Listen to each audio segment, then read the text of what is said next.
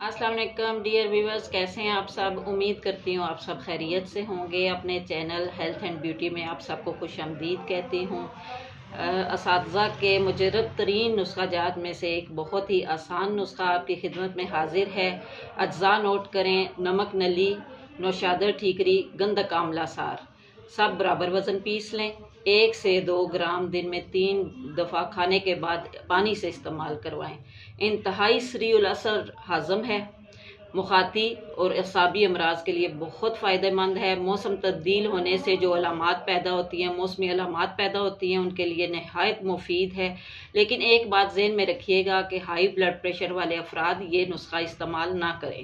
ख़वातीन के लिए एक इजाफी टिप है कि वो खाना खाने के बाद अगर ये अदरक पुदीने के कहवे से लेंगी तो उनका बढ़ा हुआ पेट, लटका हुआ पेट फ़ौरन से अंदर हो जाता है। नहायत उम्दा किस्म का नुस्खा है, तैयार कीजिए, खुद भी इस्तेमाल करें और अपने दोस्तों को भी इस्तेमाल करवाएं। इसके साथ ही इजाज़त, अल्लाह हाफिज़।